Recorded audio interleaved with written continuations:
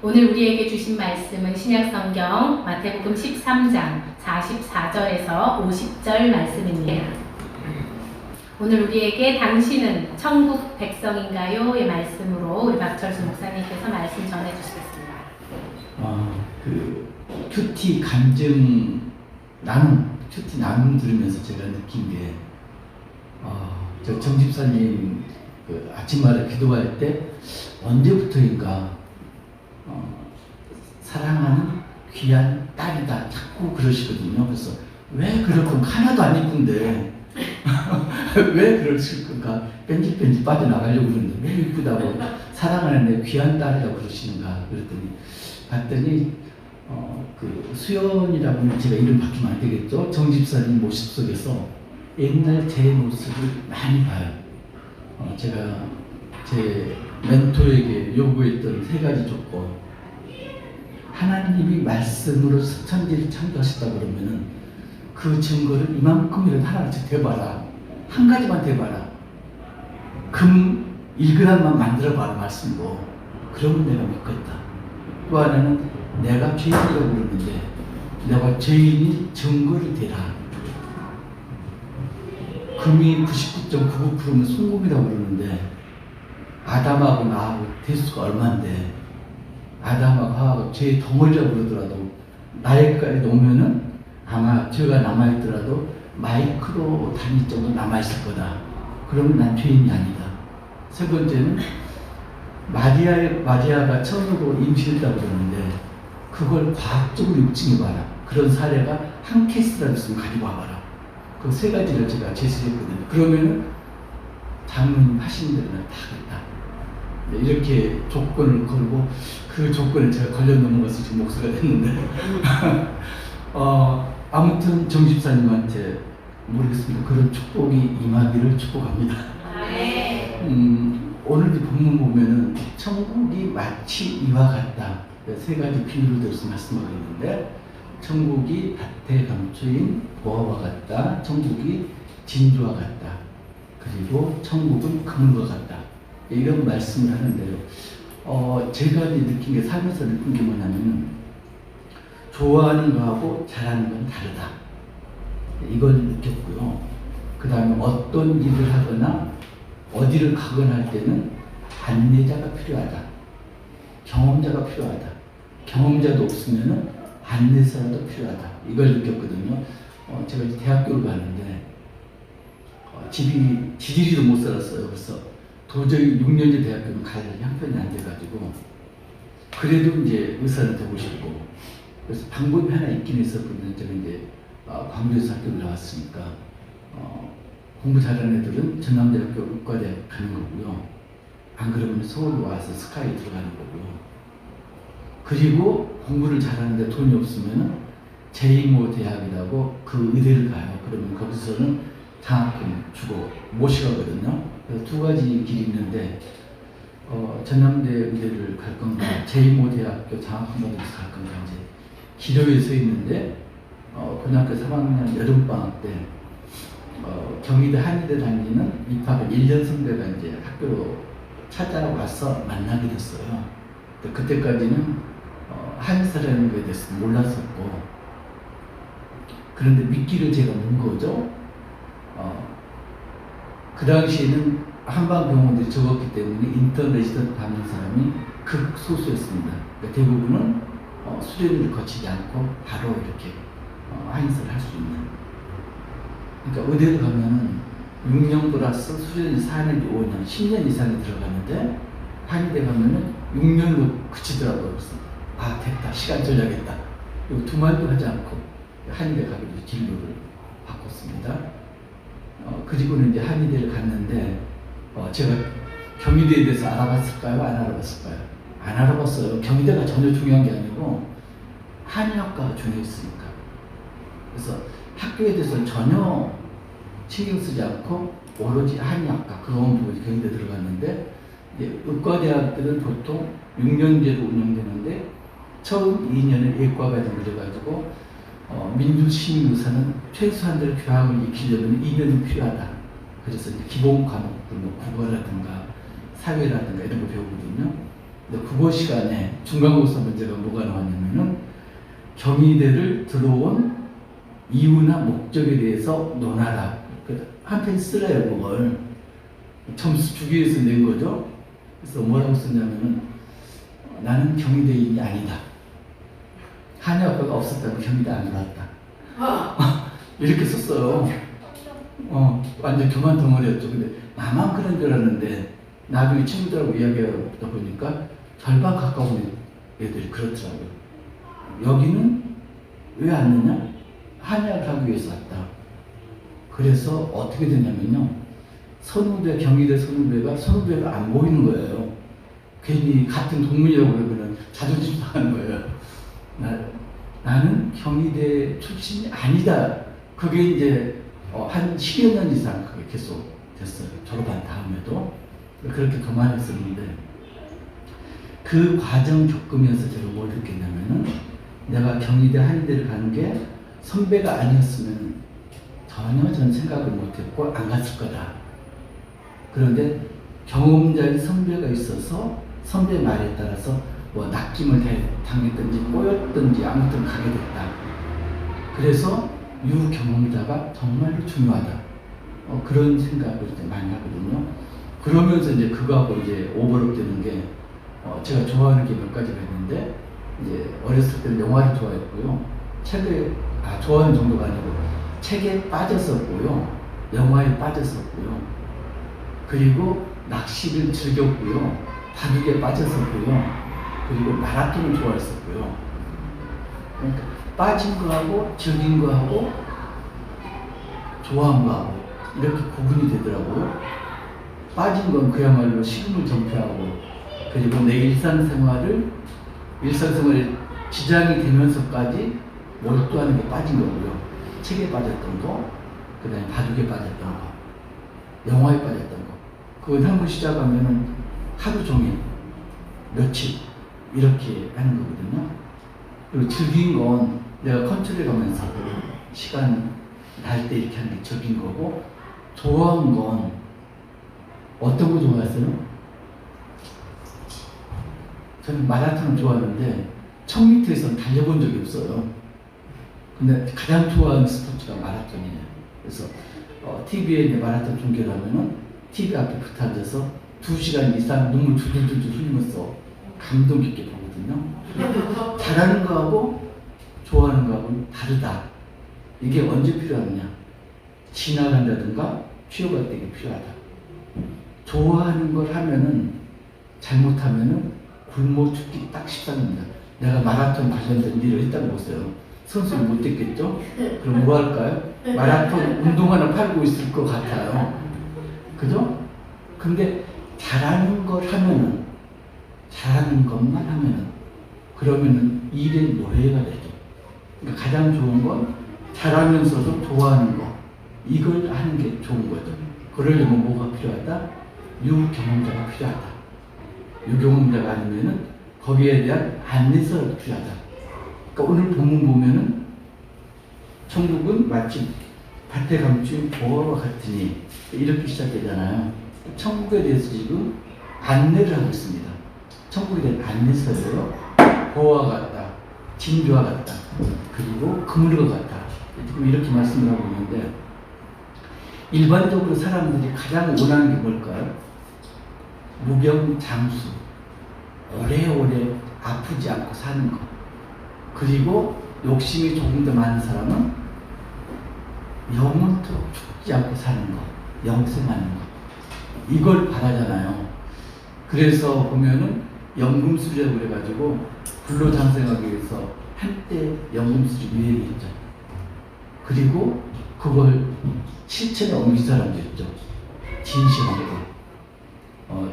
BC 3세기에 중국을 통일한 진시황대가 서복을 비롯한 그 방사라고 그러죠. 방사라는 게 지금으로 말하면 의사라든가 이런 종류 사람을 보시면 될 것 같아요. 그리고 동남동녀. 그 동남동녀는 어린 애들이거든요. 성인, 야인, 처녀 총각들. 이 사람들을 세계 곳곳에 보내가지고 불로초를 찾게 만들었죠.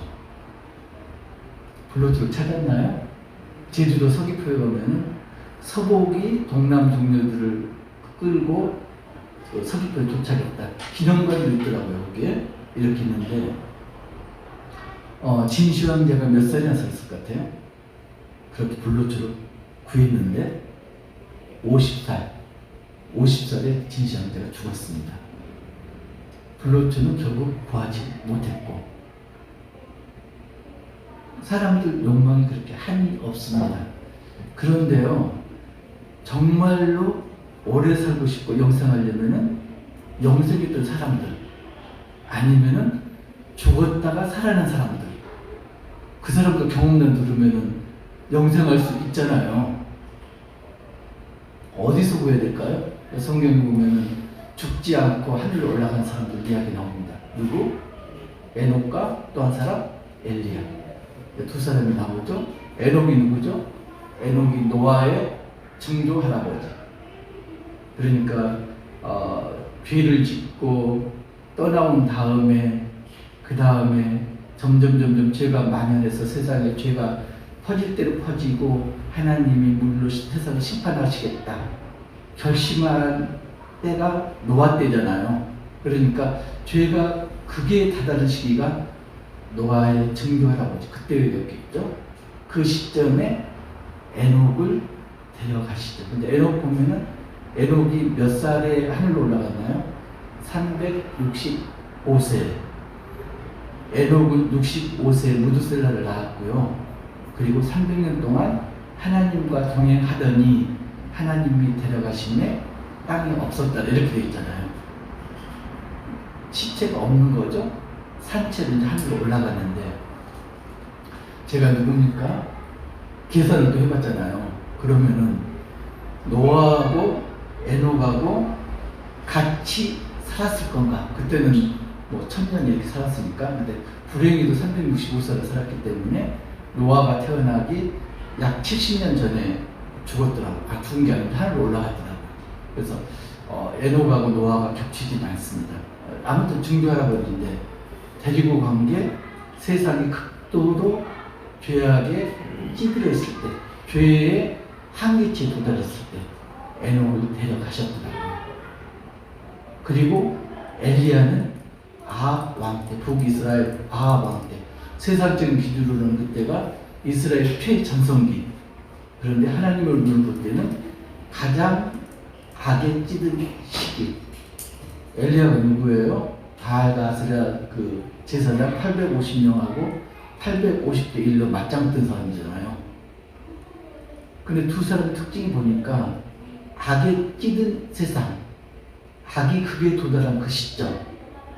또 하나 특징은 둘 다 하나님과 동행한 사람, 하나님 말씀에 순종한 사람 데려갔더라고요. 그래서 저는 에녹처럼 올라가고 싶은데 한 가지 조건은 된 것 같아요. 세상이 극도로 악에 찌들어 있는 조건은 된 것 같은데 내가 과연 하나님과 동행을 하는가? 거기에는 자신이 없기 때문에 아마도 올라가기는 좀 올라가겠죠? 네. 그런데 이제 보면은 하나님과 동행했더라, 하나님과 순종을 하면은 이제 하늘나라, 천국에 갈 수가 있는 거죠, 살아 생전에.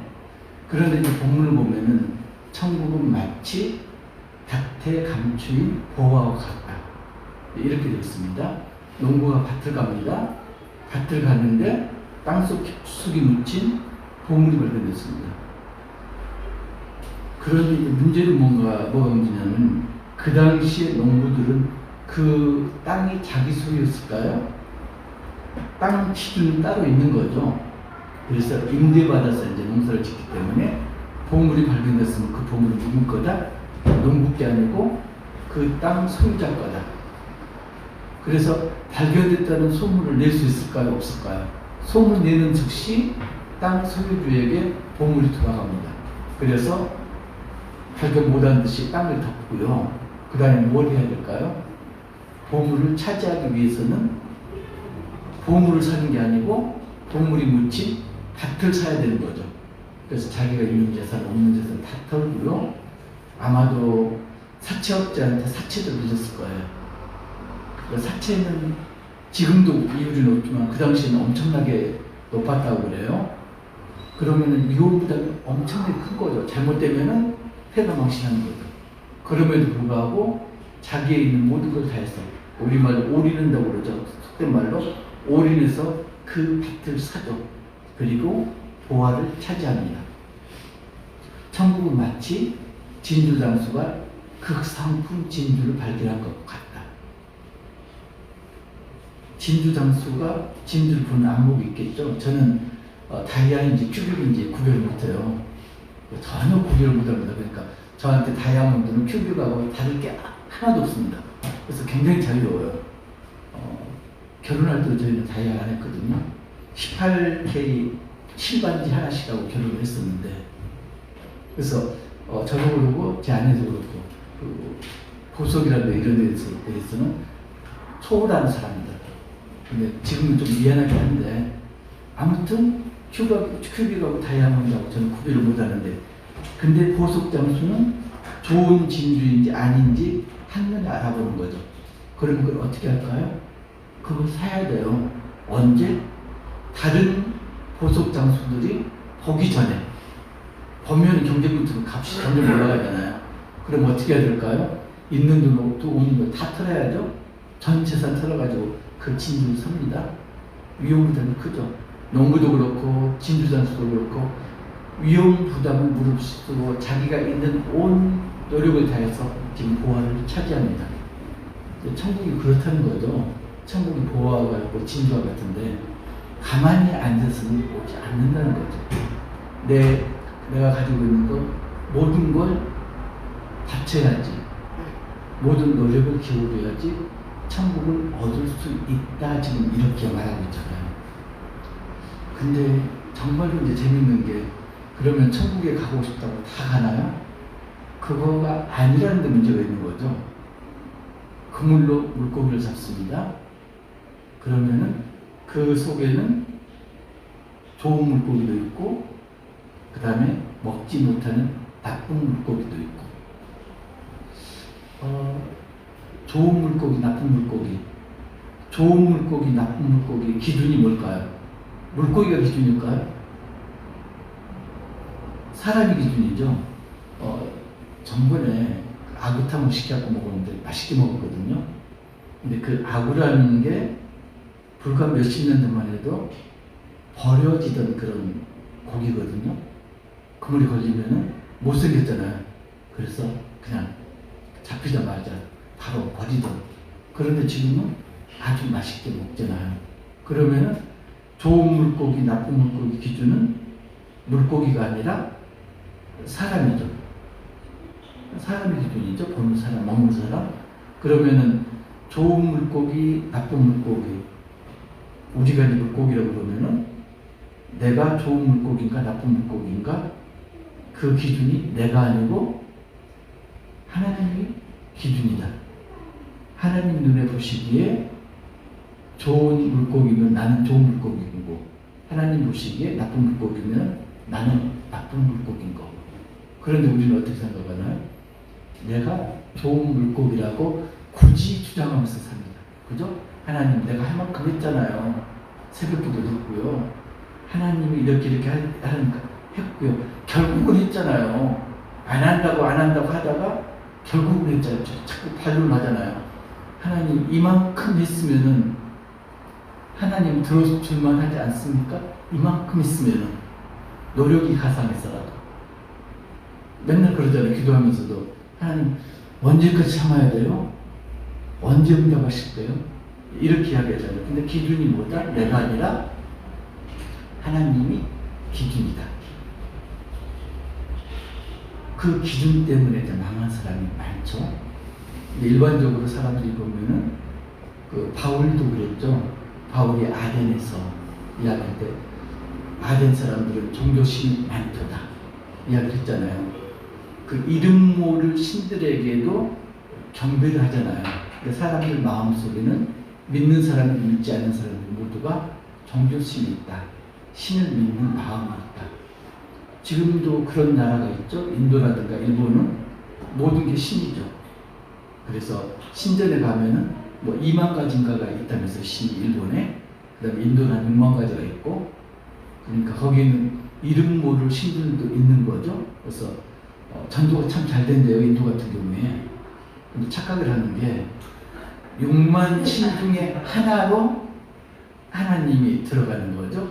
6만 분의 1로. 이게 이제 문제인 거죠. 아주 잘 거부감이 전혀 없대요. 좋아요, 받아들인대. 6만 분의 1로. 5이라는 게 아니고 6만 분의 1로. 그게 문제인 거죠. 그런데 이제 죽음을 생각할 때 사람들이 그러죠. 살만 하면은 그 다음에 죽은 다음에 어떻게 될 것인가. 종교인이 아니더라도 전부 거기에 관심이 있는 거죠. 아니라고 하지만은 결국은 죽음 다음에 어떻게 될 것인가 이걸 생각을 하잖아요. 그런데 성경에서는 분명히 이야기하죠. 사람이 태어나면 반드시 죽는다. 왜 죽나요? 일반적으로 세상에서는 죽는 게 노아의 한 과정, 자연스러운 과정으로 보죠. 그런데 기독교에서는 죽음이 죄의 결과를 보죠. 그러니까 죽음이 어디에서부터 시작됐나요? 아담과 하와가 에덴 동산에서 범죄할 때부터 죽음이 시작된 거죠. 범죄의 결과 죽음이 세상에 들어온 거죠. 그런데 사람은 반드시 죽는다. 그럼 죽으면 끝나는가? 아니라는 거죠. 죽음 다음에는 죽음 다음에 세상이 있다. 그 세상은 어떤 세상인가? 그 세상은 어떤 세상인가에 대해서 지금 천국 보화로 지금 비유로 말씀하고 있죠. 근데 그 천국은 모두가 가는가? 그렇지 않다. 심판이 있다고 말씀하고 있습니다. 그러니까 어떤 심판을 할 것인가? 의인은 의의 심판을 받고 악인은 악의 심판을 받을 거다. 그럼 심판을 누가 하느냐? 심판은 하나님이 한다. 하나님이 왜 심판하시는가? 하나님이 만물을 창조하셨고 만물의 주인이기 때문에 주인이 심판하는 게 당연하다. 성경은 그렇게 말씀하고 있습니다. 그러면 심판을 하셨으면 됐지. 예수님은 왜 보내셨는가? 예수님을 왜 보내셨을까요, 하나님이? 예수님이 말씀이 육신이 돼서 이 땅에 왜 오셨을까요? 요한복음 3장 16절에서 18절 한번 같이 읽겠습니다. 요한복음 3장 16절에서 18절 시작. 하나님이 세상을 이처럼 사랑하사 독생자를 주셨으니 이는 그를 믿는 자마다 멸망하지 않고 영생을 얻게 하려 하심이라. 하나님이 그 아들을 세상에 보내신 것은 세상을 심판하려 하심이 아니요 그로 말미암아 세상의 구원을 받게 하려 하심이라. 그를 믿는 자는 심판을 받지 아니하는 것이요 믿지 아니하는 자는 하나님의 독생자의 이름을 믿지 아니하므로 벌써 심판을 받은 것이니라. 심판이 죽은 다음에 있다 이랬는데 요한복음을 보면은 심판을 이미 받았다 이렇게 말씀하고 있습니다. 죽은 다음에 심판을 받는데 예수님을 믿으면은 죽기 전에 이미 심판을 받았다. 그러니까 죽기 전에 심판을 받았다는 이야기는 죽을 때는 심판을 안 받는다는 걸 이야기하고 있습니다. 그러면은 에녹과 엘리야가 죽기 전에 하늘나라로 올라갔습니다. 심판을 받기 전에 하늘나라로 올라간 거죠. 그러면은 지금 우리 신분이 뭔가요? 에녹과 엘리야처럼 죽기 전에 이미 심판을 받았기 때문에 심판을 받지 않는다. 심판을 받지 않는다는 말씀하고 있습니다. 조건이 하나 있죠? 어떤 조건인가요?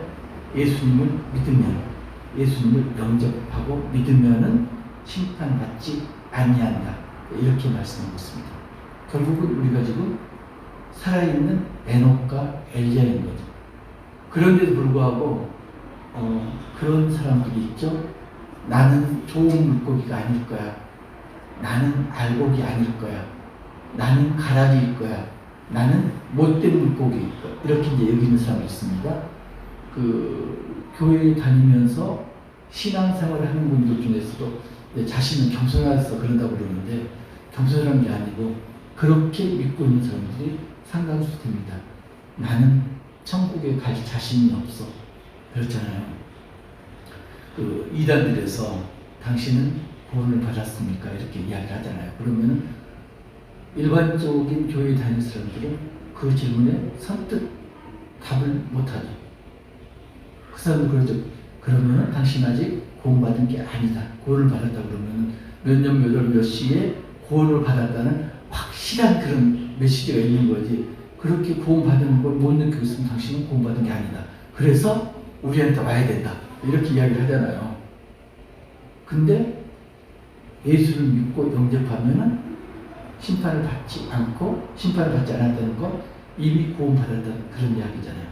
그럼에도 불구하고 나는 아닐 거야. 열심히 부정하는 사람들이 있습니다. 나는 가라질 거야.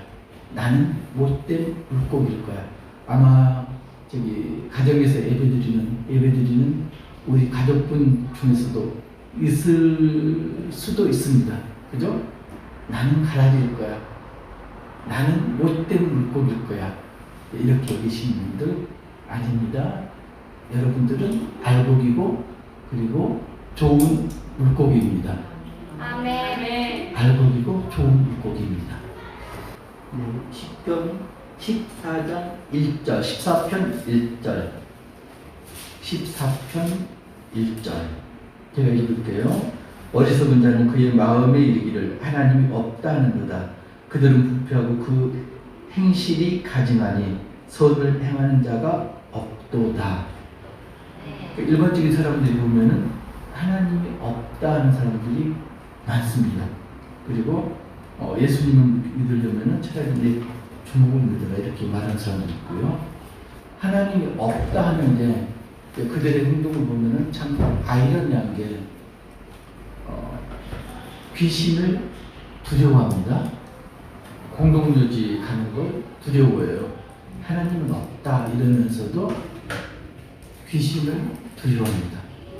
그리고 하나님이 없다고 하면서도 조상들의 제사를 지냅니다.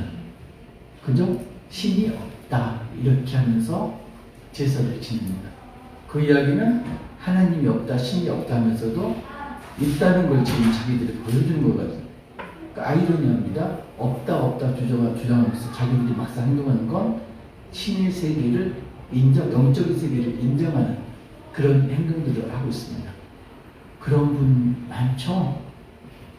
지금도 이제 제사를 지내고 이러는데 제사가 그냥 단순한 그 하나의 조상들로부터 물려받은 그런 관습이다. 보통 이렇게 하고 넘어가는데 그게 이제 아닌 게 문제죠.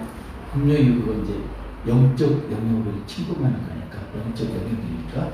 그럼에도 불구하고 하나님이 없다고 주장을 합니다. 하나님이 없다는 사람은 어떤 사람들일까요? 그 사람들은 자기 행실이 하나님의 눈에 기준에 맞춰볼 때 도저히 못 미치기 때문에 하나님이 없다고 부정을 하는 거죠. 그러니까 내가 그 기준에 미치지 못하니까 하나님이 없다고 그러면은 내가 좀 더 마음이 편한 거죠. 제 주위에서도 그런 분 많이 봤고요. 그리고 이제 마지막에 죽기 직전에 예수님 영접하는 분들도 꽤 되거든요. 그때는 왜 영접할까요? 마지막 순간에 두려운 거죠. 영접하는 것도. 그런 분들이 있습니다. 그래서 보면은 이렇게 찾아다니는데 종교가 있는 사람이고 없는 사람이고 간에 사후세계에 대해서 정말 관심이 많은데 사후세계가 이렇다고 알려주는 안내서나 안내인이 없는 거죠. 그런 상황에서 예수님이 이 땅에 오셨습니다. 우리를 구하러 오셨는데 그건 안내인의 자격이 아니고요. 사실은 예수님은 천국의 주인이신데 주인이 천국을 우리에게 주시기 위해서 직접 오신 거죠. 그러니까 안내인이 안내를 하는 거하고 주인이 직접 자기 것 주려고 오시는 거하고 그 듣는 사람들, 받는 사람들 입장에서는 어떤 쪽이 더 신뢰가 갈까요? 주인이 직접, 그죠? 주인이 직접 와서 직접 주는 게 훨씬 신뢰감이 있고 믿게 되는 거죠. 그런데도 불구하고 여전히 안 믿죠. 여전히 나는 가라지다. 나는 못된 물고기다. 믿는 자 중에서도 그렇고 있는데 믿지 않는 사람들은 더더군다나 더 많은 것을 믿지 못하는 걸. 근데 분명한 건 예수님이 천국의 주인임에도 불구하고 천국을 주시기 위해서 오셨다. 그래서 그 사실을 받아들이면 심판에 이르지 않고 이미 영생을 얻었다. 이런 거죠. 그래서 에녹을 굉장히 좋아하는 분들 많아요. 그러니까 믿음 생활 하시는 분들은 에녹처럼 하늘에 갔으면 좋겠다 이렇게 말씀하십니다. 아까 여정훈 목사님도 그렇더라고요. 에녹처럼 갔으면 좋겠다. 근데 우리는 이미 에녹처럼 천국을 향유하고 있는 그런 존재인 거죠. 심판에서 벗어난 존재, 거기 믿는 존재인 거죠. 그래서 그 마지막 오늘 본문의 마지막 그물 비유에서 보면은 가라지와 못된 물고기 이걸 거르는데요. 그 천국 그 다음에 사후세계 이야기할 때 비유가 일반적으로 목사님들이 흔히 드는 비유가 하루살이 비유를 많이 들어요. 들어보셨을 거예요. 그죠? 어느 날 나비가 놀러 갔더니 심심해서 놀러 나가봤더니 하루살이를 만났다. 그래서 하루를 즐겁게 놀았다. 그래서 너무 즐거워서 너무 재밌어서 나비가 하루살이한테 내일도 만나서 우리 또 놀자. 하루살이 내일이 뭔데? 그러잖아요. 그러니까 아무리 내일에 대해서 하루살이에서 설명해도 하루살이는 내일을 거려보지 못하는 거죠. 다음날 나비가 나갔더니 하루살이가 없어요. 그래서 슬펐는데 제비가 날아가고 또 둘이 재미있게 놀았죠. 몇 년을 놀았습니다. 그리고 제비가 이제 강남으로 갈 때가 돼가지고 제비가 나비한테 그러죠. 내년에 우리 만나가지고 또 재밌게 놀자. 나비가 그러죠. 내년이 뭔데? 그잖아요. 지금 우리가 전 본문 보면은 4가지 밭에 대한 비유에 대해서 우리가 말씀 나눴잖아요. 하루살이에 해당되는 게 길가 밭이죠. 밭으로 따지면 내일 모릅니다. 말씀에 떨어졌는데 뿌리 내리기도 전에 공중의 새가 와서 전부 먹어버렸죠. 나비에 해당되는 게 내일은 알아요. 돌밭입니다. 돌짝반 뿌리를 내렸는데 금방 말라 죽죠. 그리고 가시떨기 밭에 해당되는 게 제비쯤에 해당되겠죠. 내일도 알고 내년도 알아요. 그런데 영적인 세계에 대해서는 무지한 거죠. 오로지 옥토밭이 영적인 세계를 아는 그런 사람들의 밭이죠. 그러면은 우리가 가라지도 아니고 못된 물고기도 아니고 우리가 알곡이라고 그러면은 알곡의 역할을 다 하고 계시나요? 알곡의 역할이 뭔가요? 그냥 있는 게 알곡의 역할이 아니죠. 그러니까 내가 못된 물고기다, 내가 가라지다 이렇게 여기는 사람들은 알곡의 역할을 하지 않고 알곡 그 자체로 그냥 있는 분들입니다. 알곡의 역할은 밭에 뿌려져서 씨를 싹이 나고 열매를 맺는 게 알곡의 역할이죠. 그런데 알곡 그 자체를 쓰면은 전혀 역할을 못하는 거죠. 그러면은 자기 역할을 못하기 때문에 내가 못된 물고기, 가라지로 생각할 수밖에 없는 거죠. 혹시라도 내가 가라지고 내가 못된 물고기라고 여기고 있는 분 계시나요? 일을 하세요.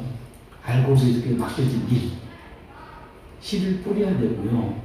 씨를 뿌리는 게 뭔가요? 복음을 전해야 되는 거죠. 일을 하시면은, 복음을 전하시면은 더 이상 마음속에 내가 가라지다, 내가 못된 물고기다, 그런 죄책감이 없어질 겁니다. 우리는 뭐다? 우리는 알곡이다. 우리는 좋은 물고기다. 세상 밭에 씨를 뿌리는 복을 뿌리는 우리 손잡고하는 교회 가족 그리고 두 분 전도사 선교사님 되시기를 주님의 이름으로 축복합니다. 아멘.